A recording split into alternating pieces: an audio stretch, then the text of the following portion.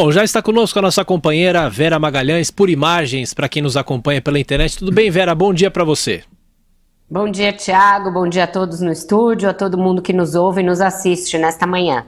Ô Vera, por hora, os partidos da base estão evitando defender abertamente a saída do presidente Michel Temer. E eu pergunto para você, isso significa apoio a ele ou não necessariamente, hein, Vera? Não necessariamente, não mesmo, Thiago, porque na verdade eles estão ali mantendo o Temer vivo por aparelhos, respirando por aparelhos, enquanto nos bastidores uma junta médica já tenta definir um nome de consenso para assumir o seu lugar caso ele se torne realmente insustentável jurídica e politicamente.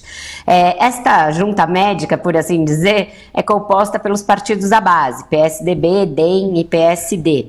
Partidos estes, vale lembrar, não tem nenhum puro, como diz o Andreasa, costuma dizer, não tem nenhum que não esteja implicado nas delações e nas revelações gravíssimas. Mas essa conjuntura política brasileira atual é tão bizarra e tão anômala que esses partidos super investigados são os que vão decidir o futuro do país, infelizmente, mas é essa a regra do jogo, Thiago. Então esses partidos já tentam chegar a um nome de consenso, mas é muito difícil obter um nome que agrade a todos eles, que seja palatável à sociedade para fazer uma transição de um ano até as eleições diretas de 2018 e que faça algo que eles consideram condição sine qua non para essa pessoa assumir, que é manter um compromisso com as reformas. Estranho também, outra coisa estranha, você vai derrubar um governo, mas quer manter as mesmas reformas deste governo, mas é isso que está em discussão agora. A gente aqui tem que relatar para o ouvinte o que está se discutindo. Então, o que se quer é alguém que seja palatável, tanto aos meios políticos quanto à sociedade, em certa medida, possa manter as reformas e que mantenha alguns nomes da política econômica considerados importantes para lastrear este momento difícil do Brasil interna e externamente. Vera, e das figuras que flutuam ao redor do brasão da República, quais os mais palatáveis? Flutuam é uma boa definição, Josival, porque não tem ninguém que nade de braçada ou que se sobressai, as pessoas meio boiam ali.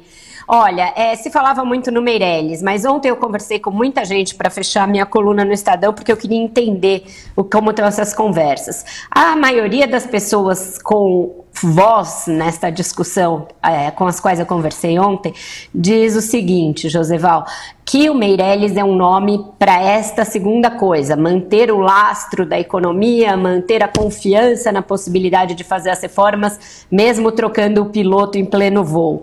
Então eles acham que ele tem de permanecer onde ele está para continuar sendo uma espécie de guardião das reformas e de defensor de alguma manutenção de confiança no Brasil, principalmente no exterior.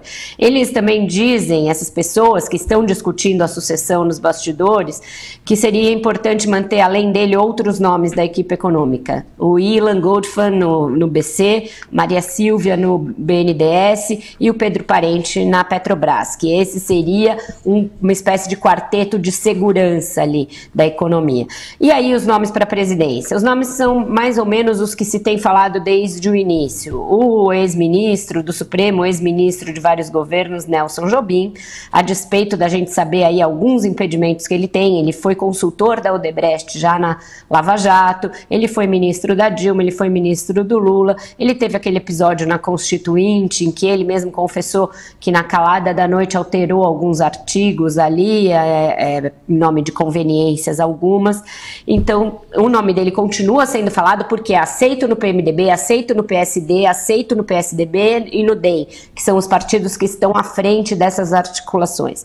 Outro nome é o do ex-presidente Fernando Henrique. Acontece que ele resiste em assumir, ele já octogenário, em idade bem avançada, resiste em voltar e assumir este papel. Ele quer ser ouvido, ele quer praticamente escolher o presidente, mas não quer ser ele.